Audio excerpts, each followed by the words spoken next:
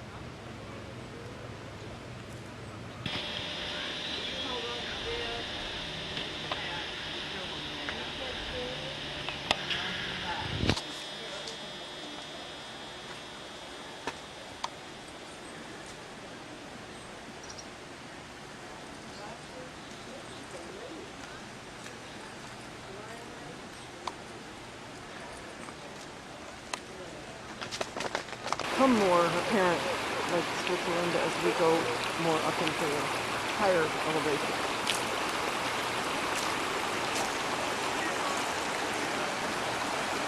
Ooh, found some good stones?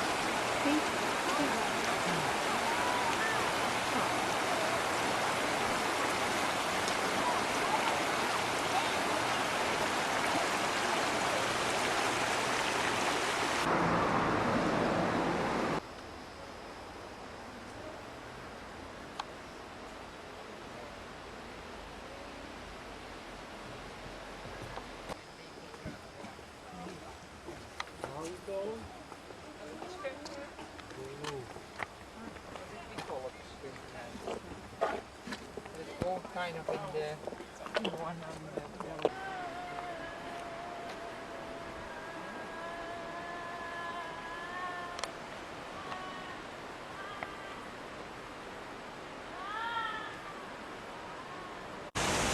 Meet you back at the parking lot. I don't know where we're back. Slow down, it's come down the road.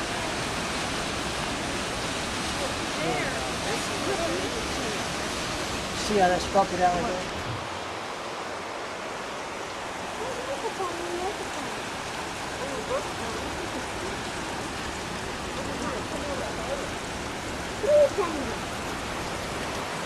I see 3 pennies.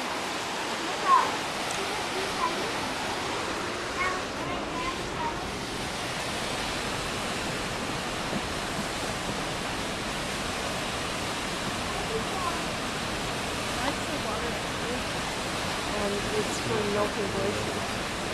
That's what they told us in Alaska.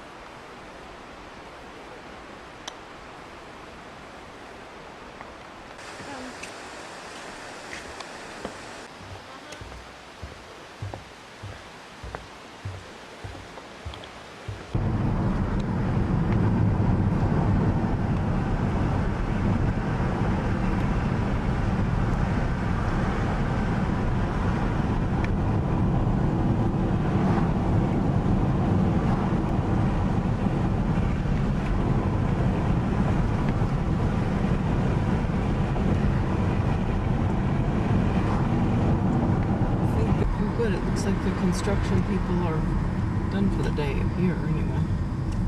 I'm gonna just sort of eke off here and then How did they make that?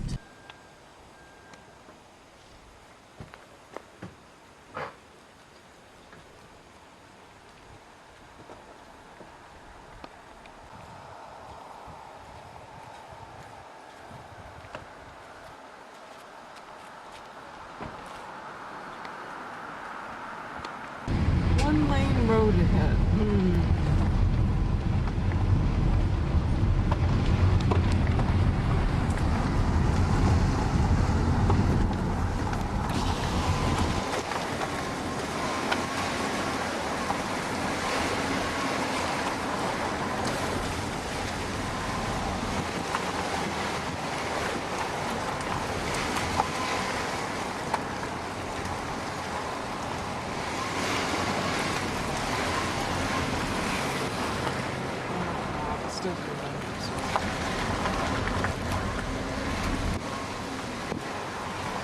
Except there was a bit more snow. Let's see this one.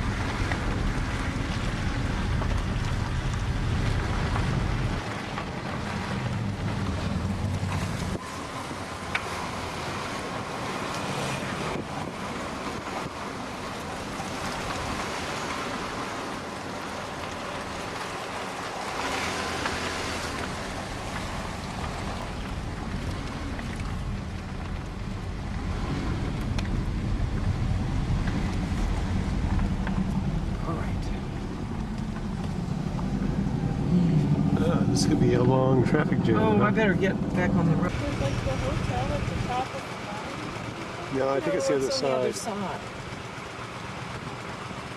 It's on another. That'll be cool to have a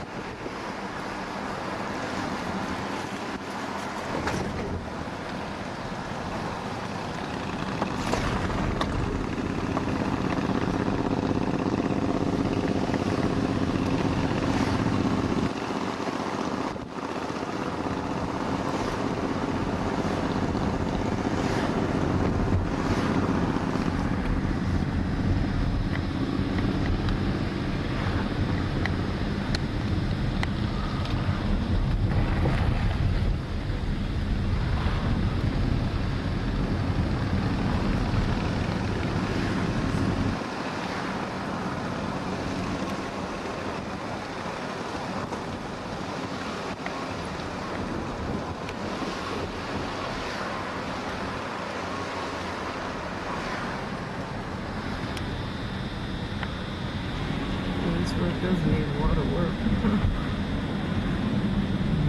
It's breaking down on the side.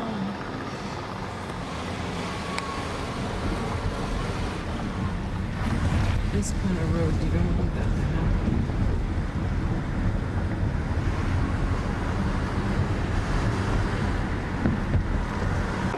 Shall I come off? No.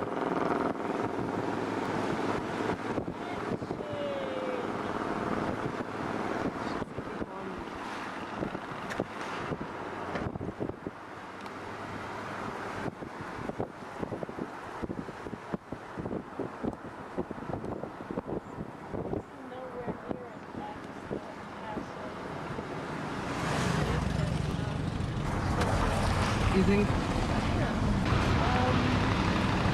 I still don't get it. Why you wouldn't want to be on that side if you have fear of heights? You're not even close to the edge. Good.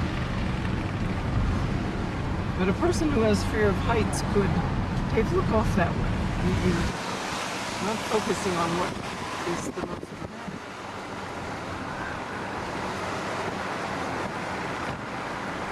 This would be something.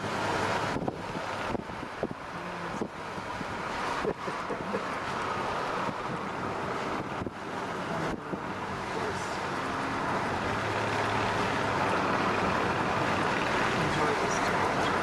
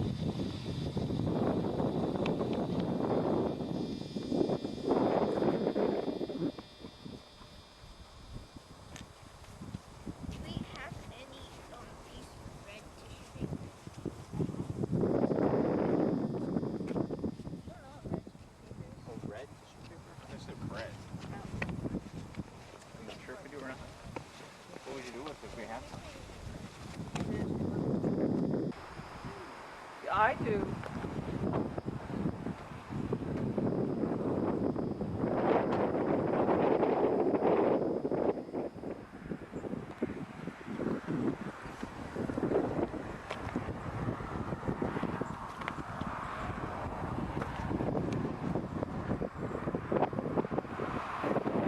We're going to take a boat trip on this lake. Tomorrow morning at 10 o'clock. It's on our tour schedule. Now there's Talc World Discovery. This is I already said it to you. I thought I'd say Power. And I say the word water. What do you think of?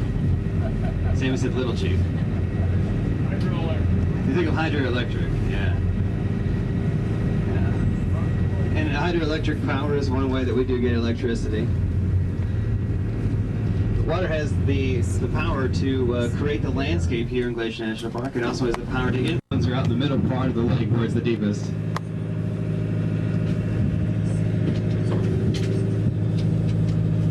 Sometimes, especially in the morning when the water is calmer, there are some areas we'll pass where the water is calmer. You can see fishing birds like osprey or bald eagles searching for fish out there in the lakes. That's something to keep an eye out for on the way up.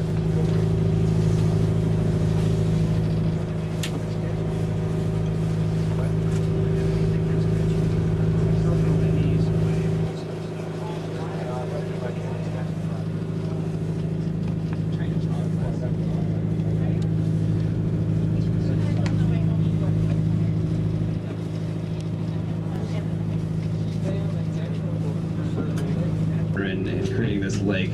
There's another lake beyond it though, too. So the only lake you can see in the park that's not really truly a lake, it's actually a reservoir, is a Sherburne reservoir up at Mini Glacier. So that's the only one. And that'd be really obvious if you go up there. You see the big dam right there.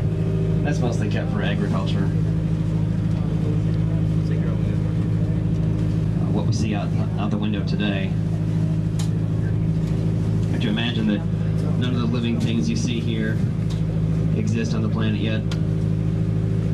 These mountains don't exist. And North America is still part of Pangea, the supercontinent. All the continents smashed together.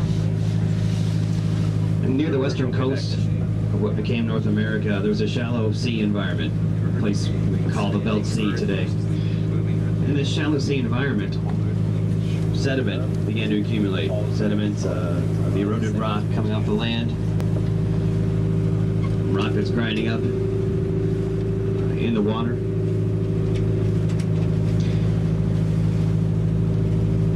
If you look at the rocks around you here, we're going through what's called the Narrows. There was part of the lake. This rock that you see here is called the Alton limestone, and it's the oldest rock you can find in the park. Limestone is a sedimentary rock, just like most of the rocks you'll see in the park. The Alton is significant because it is the oldest rock you can find. How old are these rocks? Well, they don't contain any complex organisms. The only kind of fossil you can find in the rocks in the park here is something called a stromatolite. It's a colony of photosynthetic bacteria. And we know that stromatolites only grow in shallow ocean environments because they're still around today in a few places. You can find fossils of them here in these rocks in the park. As time went on, sediment accumulated, was deposited and buried under more sediment.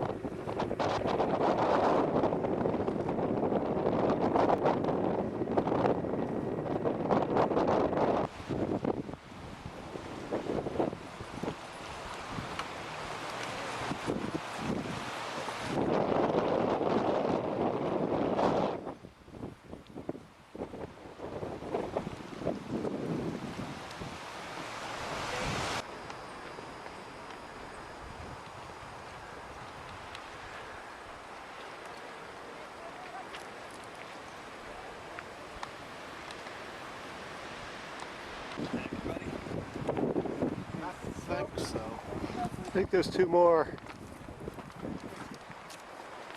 I'll stand behind you.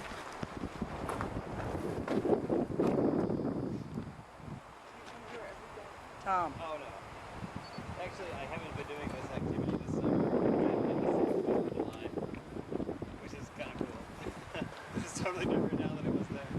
I've probably done it 100 times though. Okay.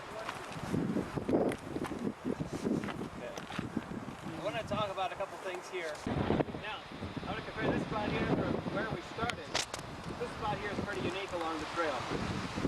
What do you notice about the vegetation and all the different senses I had you trying out?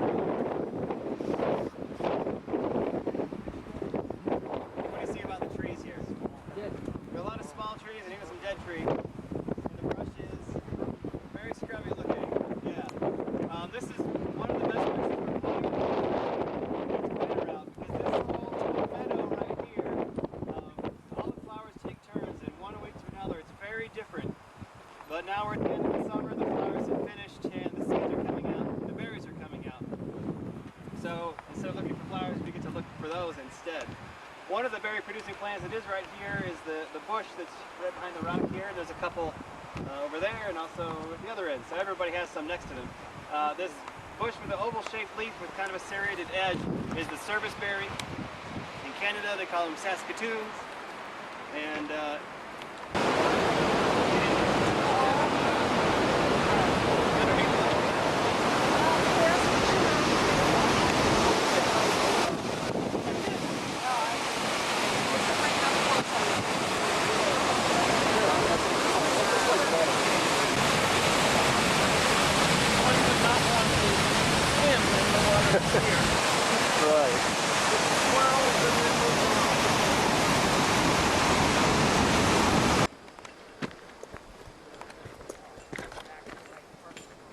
Now we got another one here, so we got to make sure.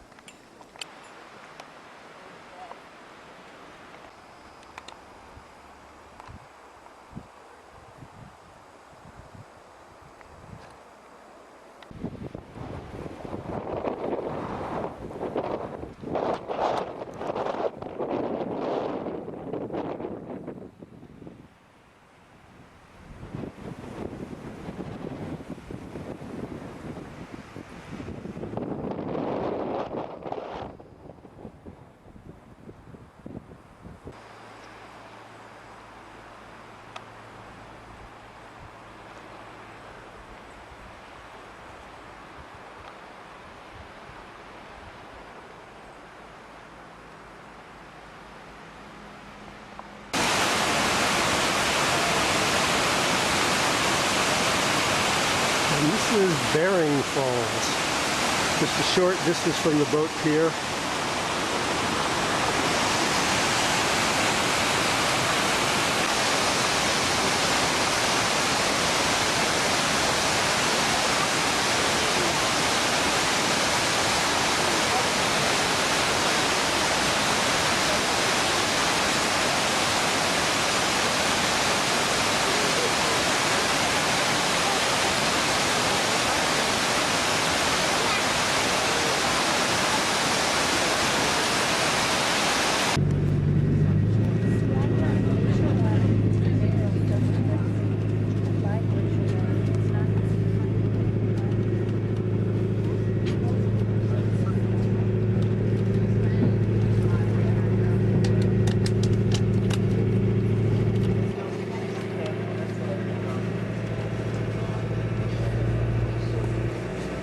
Well, the lakeshore here attracts a lot of wildlife, especially during the warm part of the afternoon, so we'll make sure to keep our eyes peeled, see if anything comes down to the lakeshore. We saw a bald eagle this morning, so and we found a lens cap that was missing. And so my luck is pretty good so far today, so keep your eyes peeled, let me know if you see something.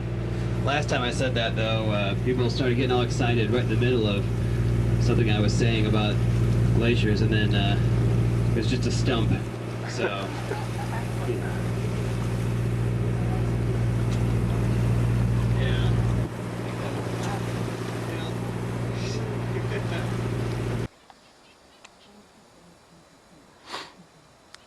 Well, it rained last night, And from all appearances here, the tops of the mountain actually had a little bit of snow.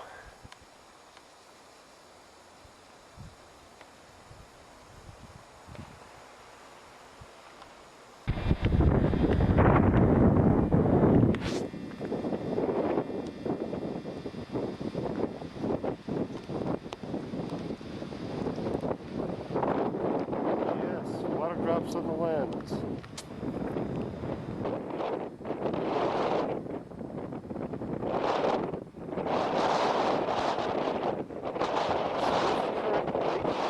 Also quite windy today and raining.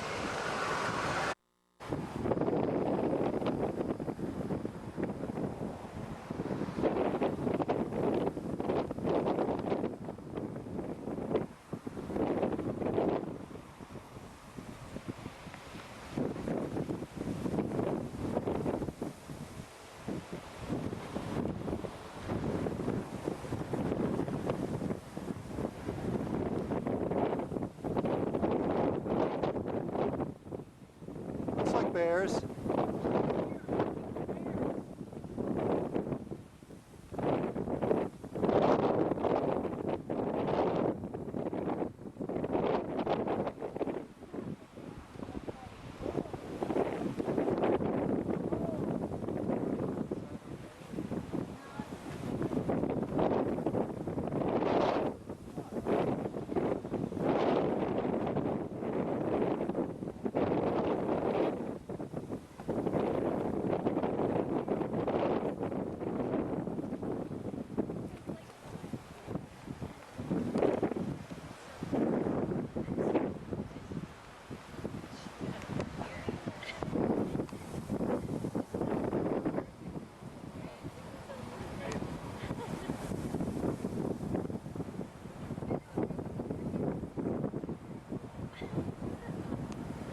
Do you have a lens on there that's good enough to... Like, that's just your nature to say whatever.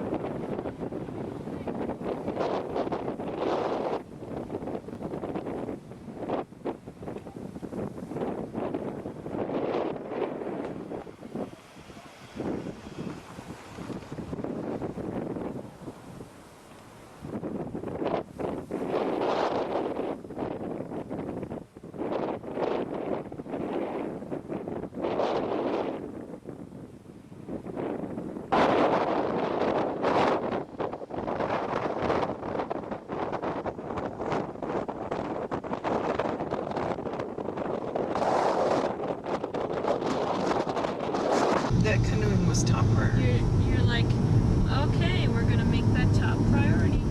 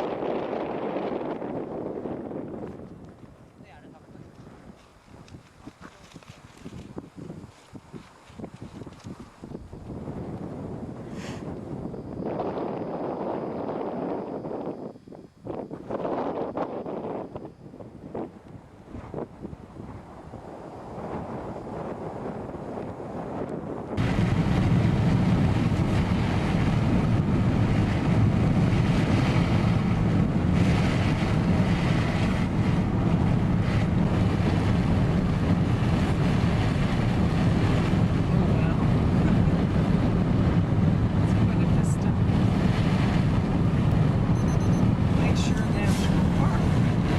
I thought we were going to Waterton, but we're probably not into Canada.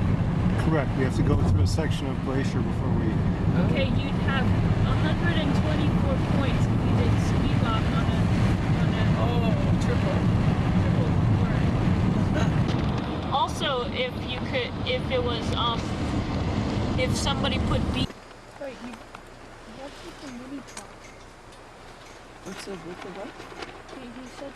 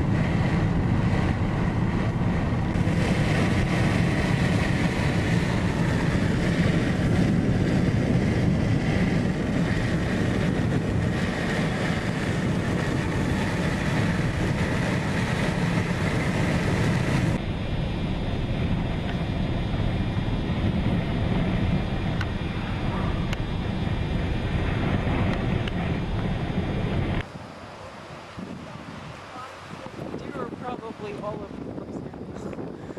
Very Yep. commonplace.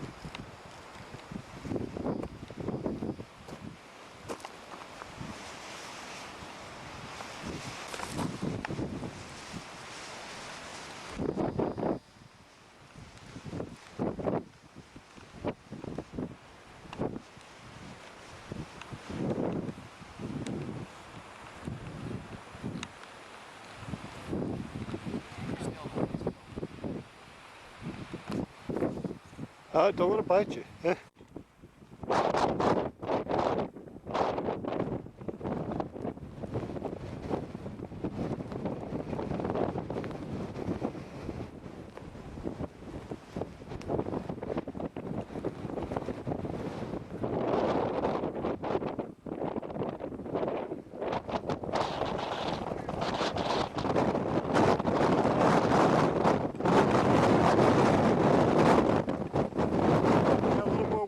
We'll be off this hill in a hurry. Take a panorama.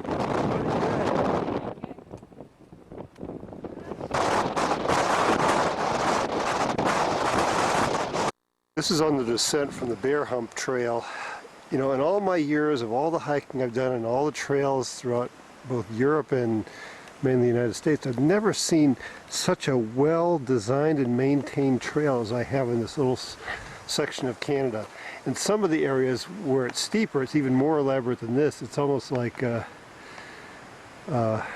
post and beam construction with angled pieces in between the side members here. But this would seem to totally prevent erosion or minimize erosion and give real strength to the trail so that it's not going to give way underneath your feet. And then, you know, other areas are much more level, but still these beams are periodically along the trail, which I'm sure reduces erosion. This is a particularly steep descent here, but lots of beams and supports.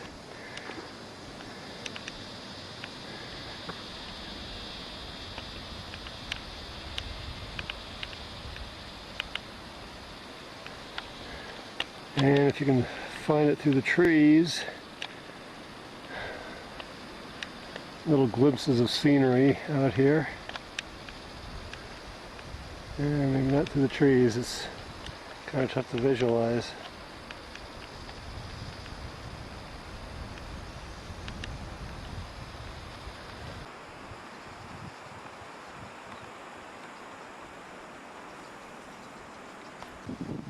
This is now near the bottom of the Bear Hump Trail.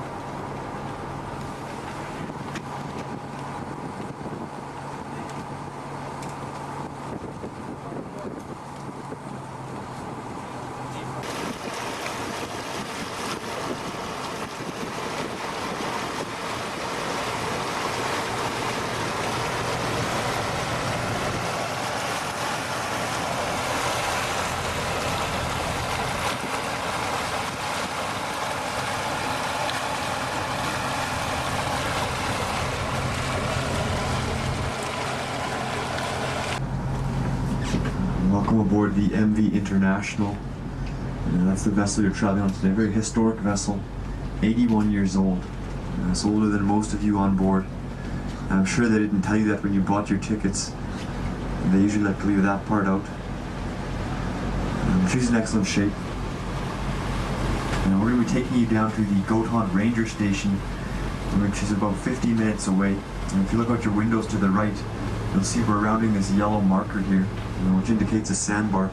We look down this valley now, which you can start to see up to the right. We're going to be heading into that. Like I said, for about 15 minutes, we'll get to the ranger station and stop there for about half an hour. And you folks can get off, walk around and check things out. I know some of you are going hiking into the backcountry. And for those of you who are coming back with us on this cruise, we'll be leaving the dock there at 5:25 and getting back to town at 6:15. So I hope that sounds alright to everyone. And if not, well, it's too bad you're stuck with us. And just before we do get going here, I'd like to introduce your crew today. We have a crew of 5 on board. Your captain, up in the wheelhouse on the upper deck, or the pilot house, is Captain Phil. And he's a very experienced captain. He's been piloting the International for over 20 years now. And he's an American Coast Guard certified captain. So you're in excellent hands today. And your first mate is Jack, and he'll be walking you on the vessel. And you'll see him circulating about. So if you have any questions or concerns throughout the cruise today, pull Jack aside, and he can help you out there. And he's been in this area for quite some time, so he knows more than a few things. Now we have 2 junior crew members on board today, Jeremy and Tristan, and they're running the concession store downstairs, selling candy bars, chips, soft drinks, water. So if you're hungry or thirsty throughout our cruise, you can visit those 2. And they're just near the front of the ship on the lower deck there, running the concession store. And lastly, my name is Kevin. I was the one who collected your tickets as you came aboard. And I'll be giving you folks a little bit of a commentary today. I'm just telling you a few things about this area. Now, if you have any questions or anything you want me to talk about, you can come up and talk to me. I'll also be walking on the vessel from time to time, so you can pull me aside there and ask me. This is your cruise after all, so I want to talk about things that interest you folks. And like I said, this is your cruise, so you can move about the vessel today. Although you probably won't want to come up on the upper deck here. It's rather windy, and it seems to be raining pretty good right now, so if you do decide to move about, just take your time as you do so. The deck is rather slippery on the upper deck here, as well as the bow or the front of the ship, so just take your time as you do move about today. Upper water tonight, middle water tonight, and guess what, we also have lower water tonight, which is back in the park gate, the park entrance. So we've seen it before we leave the park. There's no access to that lower lake. lights out there. We'll take photos on the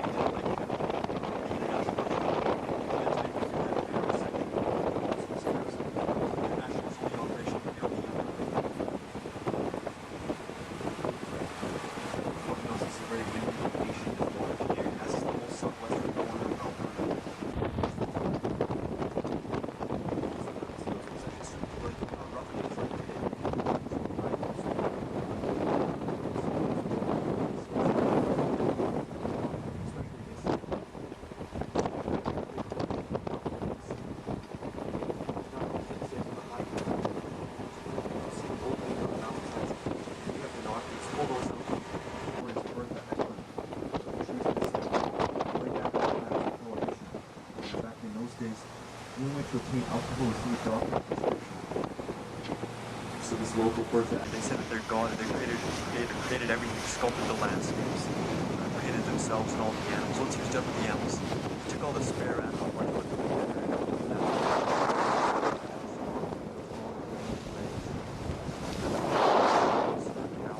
You can see out on the farm, kind of a hump on his shoulders.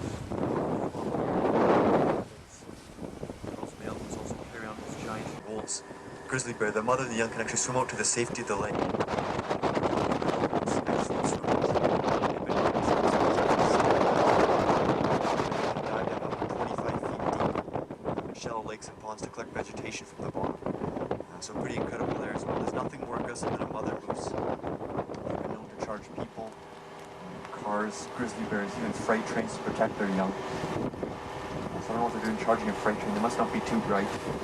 But like I said, extremely aggressive.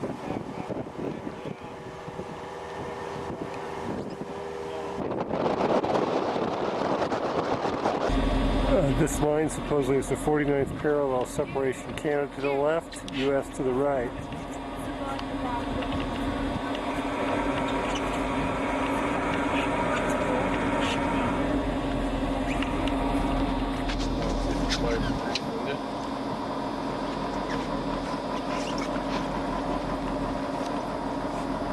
So just like that, we've crossed over the border. Do we have any Americans on board the upper deck here? A couple of Americans on. Welcome home.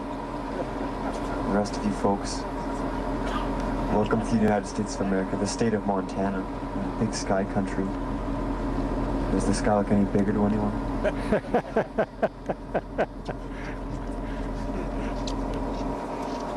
So probably the easiest border crossing you'll ever make. Don't need your passports or identification. No questionnaire or interrogation of any kind. And we can cross over this line just like this throughout the day, without any worry at all. And the reason we can do so is because this area is an international peace park. It actually became the first of its kind. It's right by those two markers there. You're seeing along the floor. And that's the spot where Rotarians from Alberta and Montana stood and shook hands and designated this area the international peace park that it is. So Glacier became a national park in 1910 and Waterton officially in 1911. And those Rotarians, a couple years after, rallied their federal governments, lobbied their federal governments, and were saying, nature sees no boundaries. And that's exactly the case here. This is one area, one ecosystem. So it made perfect sense to really combine these two areas and form Waterton Glacier International Peace Park.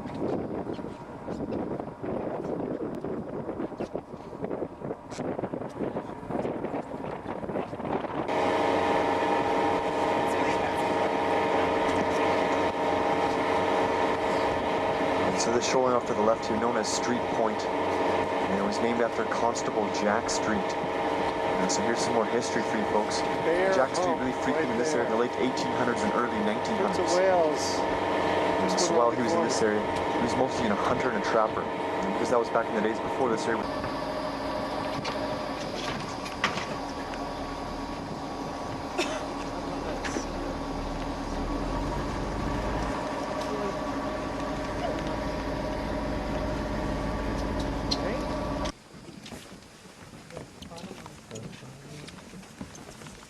This is a U.S. Ranger station and customs. If you're going to try to continue into the U.S., you're already in the U.S., but it's an entry point. This is the end of the Waterton Lake. This is the direction it came from.